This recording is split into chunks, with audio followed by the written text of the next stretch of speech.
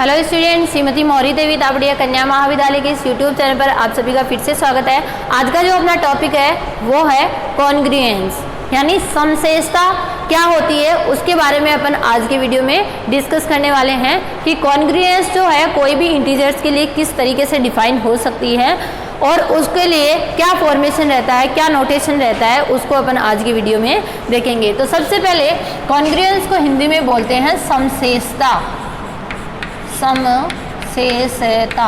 ठीक है, अब ये समशेषता डिफाइन कैसे होती है उसको देखेंगे। तो समशेषता के लिए एक सिंपल सी डेफिनेशन रहती है कि अगर कोई n जो है, ठीक है, वो कोई दो पूर्णांक ले लो a और b, तो उसके लिए मॉड्यूलस समशेष n समशेष कहलाता है यदि n जो है a माइनस बी से क्या होता है, डिविजिबल होता है, यानी n के अंदर a माइनस बी का भाग जाता है, तब अपन उसको क्या बोल सकते हैं, n का समशेष मॉड्यूल बोल सकते हैं। ठीक है, यहाँ पे मॉड्यूलस की फॉर्म में ये दोनों चीज़ें जो है वो डिफाइन होगी। तो अपन यहाँ पर क्या लिखेंगे कि a और b दो कोई इंटीजर है और n कोई एक पॉजिटिव इंटीजर है, तो a और b का समशेष मॉड्यूल n कहलाएगा यदि n a माइनस बी से क्या होगा, विभाजित होगा। तो यहाँ पे लिखेंगे यदि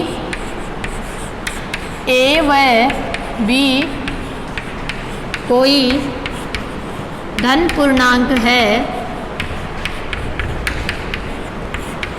तथा n कोई पॉजिटिव इंटीजर यानी धनात्मक पूर्णांक है, तब a व b का समशेष मॉड्यूल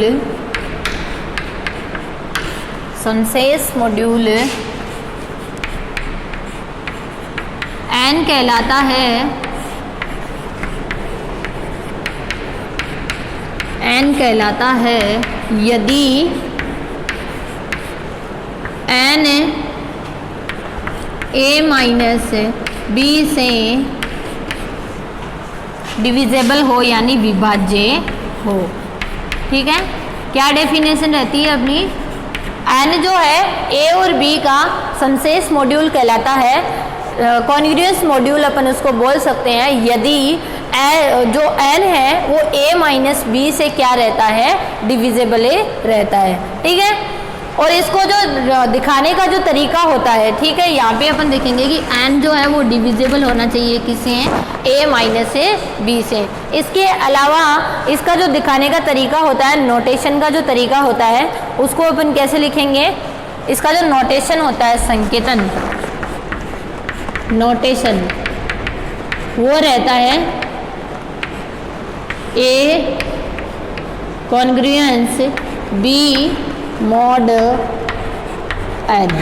ठीक है, इस तरीके से इसको अपन यहाँ पे शो करते हैं। ठीक है, अंदर जो मॉड के अंदर जो संख्या होती है उन दोनों में ये जो बाहर वाली जो संख्याएं होती है a और b, इन दोनों को माइनस करेंगे और यहाँ वाली संख्या जब इससे डिविजिबल हो जाएगी देन अपन उसको क्या कहेंगे कि यहाँ पर जो है n जो है a माइनस बी का क्या हो जाएगा, समशेष मॉड्यूल जो है वो डिफाइन हो जाएगा। ठीक है, n डिविजिबल होना चाहिए किसे, a माइनस से, n का a माइनस बी में भाग जाना चाहिए, यानी a माइनस बी जो है वो क्या होना चाहिए, n के गुणज के रूप में होने चाहिए। n के गुणज के रूप में यहाँ पर इसको अगर अपन लिख सकते हैं देन ये क्या हो जाएगा, अपना a और b का समशेष मॉड्यूल अपना n डिफाइन हो जाएगा। अब इसको कुछ अपन एग्जाम्पल से समझते हैं, उससे अपने को बहुत अच्छे से इसको समझ आ जाएगा। ठीक है, तो अपन देखिए इसमें एग्जाम्पल देखते हैं, समशेषता के, कॉन्ग्रुएंस के कुछ एग्जाम्पल्स देखते हैं। अपन ने कोई यहाँ पे एग्जाम्पल लेके देखा है। पहला एग्जाम्पल है जैसे 3 कॉन्ग्रुएंस 24 मॉड्यूलस 7। ठीक है, तो सबसे पहले अपन को क्या देखना है, इन दोनों का डिफरेंस देखना है। तो अगर मैं 3 - 24 निकालूं तो कितना आएगा मेरा 21 आएगा माइनस का, और ये 21 को क्या लिख सकते हैं -3 × 7a लिख सकते हैं। ये जो -21 होता है ये 7 से डिविजिबल होता है या नहीं होता है? होता है ना। तो अब अपन इसको क्या कर सकते हैं, कह सकते हैं कि यहाँ पे जो 7 है वो 3 और 24 का क्या होगा, मॉड्यूले डिफाइन होगा। ठीक है, यहाँ पे क्या कहा जाएगा कि 7 जो है ये 7 एन ए और बी का सनसेस मॉड्यूल कहते हैं ना अपन उस डेफिनेशन में, तो यहाँ पे जो 7 होगा 3 और 24 के लिए मॉड्यूल होगा। ठीक है, इस तरह से अपन इसको डिफाइन करते हैं। एक और एग्जांपल देखते हैं इसके लिए। यहाँ पे लिखा हुआ है 31, वो भी माइनस के,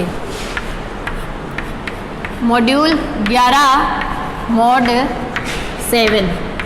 ठीक है, ये गिवन है अपने को। तो यहाँ पर अपन पहले इसको सॉल्व करके देखते हैं। तो a - b निकालती हूँ, यानी -11। तो ये कितना आ जाएगा मेरा, माइनस का 42 आ जाएगा, और माइनस को 42 को अपन क्या लिख सकते हैं, -6 × 7, यानी 7 के गुणज के रूप में व्यक्त कर सकते हैं। या मैं ये कह सकती हूँ कि माइनस के 42 को 2 में 7 का जो है वो डिवाइड पूरा होता है। तो 7 क्या हो जाएगा यहाँ पे 31 और 11 के लिए यहाँ पे कॉन्ग्रुएंस से हो जाएगा, मॉड्यूलस से हो जाएगा। ठीक है, सनसेस मॉड्यूल डिफाइन हो जाएगा। ये डेफिनेशन और एग्जाम्पल रहते हैं। अब इसके कुछ और इम्पोर्टेंट जो प्रॉपर्टीज़ रहती है उनको भी अपन यहाँ पर डिस्कस करेंगे।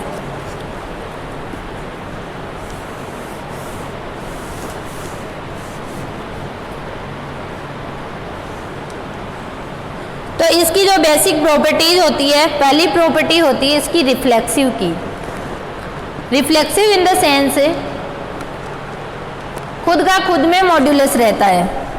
ठीक है, खुद का खुद में मॉड्यूलस से रहता है।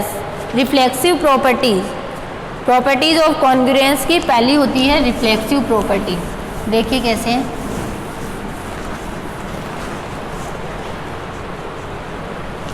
Properties of congruence.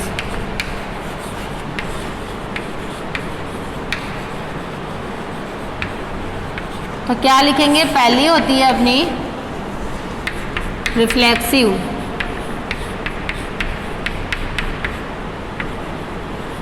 Reflexive property ये क्या कहती है, देखिए इसके अंदर है, यानी खुद का खुद के साथ मॉड्यूल हमेशा डिफाइन होता है, रिफ्लेक्सिव लॉ। ठीक है, यानी ये अगर मैं लिखूं ए मॉड्यूल ए मॉड एन, ठीक है, खुद का खुद के साथ में जो है वो मॉड्यूल हमेशा क्या होता है, डिफाइन होता है। ठीक है, स्वतुल्य नियम, अगर इसको अपन हिंदी में देखें तो इसको बोलते हैं स्वतुल्य, यानी खुद के समान। जो अब यहाँ पर दोनों इंटीजर क्या ले लिए अपन ने, जो b था उसको ही क्या ले लिया मैंने, a ले लिया, यानी खुद के जैसा ही एक और जो इंटीजर है मैंने यहाँ पर डिफाइन कर लिया। तो ये होता है स्वतुल्य लो। तो स्वतुल्य लो में क्या रहेगा, a माइनस ए, तो a माइनस ए कितना आ जाएगा, 0 आ जाएगा, और 0 के अंदर क्या हो जाएगा, 7 का डिवाइड n का डिवाइड होता है, इसलिए ये क्या होती है, वैद्य होती है। ठीक है, उसके अलावा दूसरा जो लो होता है वो होता है symmetry low.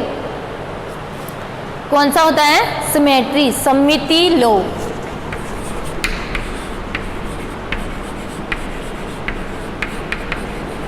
Symmetry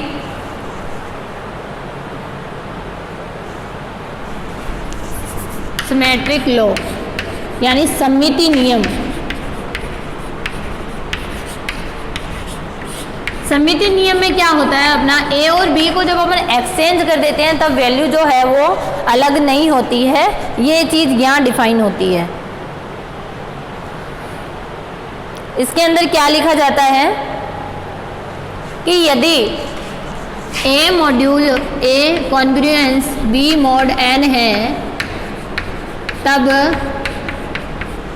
b congruence a mod n भी पॉसिबल है। ये होता है सिमेट्री लो। ठीक है, मतलब अगर अपन a congruence b mod n लिख रहे हैं तो यहाँ पर बी कॉन्ग्रुएंस से ए मॉड एन भी क्या होगा, डिफाइन होगा। ठीक है, ये होता है सिमेट्री लॉ। यानी अगर अपन दोनों को यहाँ पे ए और बी को अपन ने क्या किया है, इंटरचेंज किया है, फिर भी ये मॉड्यूलस क्या होता है, डिफाइन होता है। इसको अपन सिमेट्री लॉ यहाँ पर डिफाइन करते हैं। ठीक है, अगर तीसरा जो है, तीसरा इसकी इंपॉर्टेंट प्रॉपर्टी होती है ट्रांजिटिव लॉ। ट्रांजिटिव लॉ में अपने पास 3 यहाँ पर इंटीजर डिफाइन होते हैं। थर्ड है अपनी ट्रांजिटिव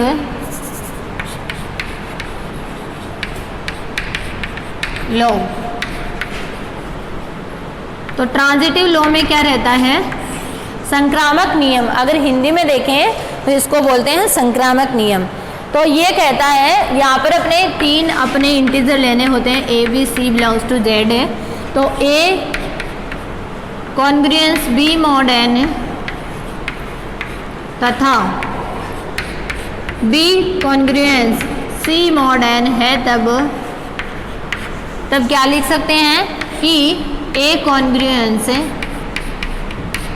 सी मॉड एंड डिफाइन हो सकता है। ठीक है, ये कौन सी प्रॉपर्टी कहती है, अपनी ट्रांजिटिव प्रॉपर्टी कहती है। ठीक है, अब देखो इसमें कैसे लिखेंगे। अगर ए मॉड एन ये वाली चीज़ है तो इसको क्या लिखेंगे, एन डिविजिबल होगा ए माइनस बी से, यानी एन का डिवाइड कर सकते हैं अपन ए माइनस बी से। इसके अंदर लिखे तो क्या लिखेंगे, एन डिवाइड कर सकता है बी माइनस सी में। ठीक है, इसका वैल्यू क्या हो गया, एन जो है वो किस में डिवाइड कर सकते हैं, बी माइनस सी में। अब अगर अपन दोनों को ऐड कर देते हैं, दोनों कौन सी वैल्यू, इन दोनों को ऐड कर देते हैं, तब क्या आ जाएगा, N divide A minus B plus B minus C. B से क्या हो जाएगा, बी कैंसिल हो जाएगा, तब अपन क्या लिख सकते हैं कि एन जो है वो डिविजिबल होगा ए माइनस सी से। यानी एन का डिवाइड किस में हो जाएगा, अपना ए माइनस सी में भी यहाँ पॉसिबल हो जाएगा। ठीक है, तो ये अपना था कॉन्ग्रुएंस के बारे में और उनके कुछ इंपॉर्टेंट प्रॉपर्टीज़ के बारे में अपन ने आज की वीडियो में डिस्कस किया है। आई होप आपको समझ आया होगा। आप इस वीडियो को ध्यान से देखिएगा और कुछ भी नहीं समझ में आता तो मेरे साथ शेयर कीजिएगा। Thank you so much.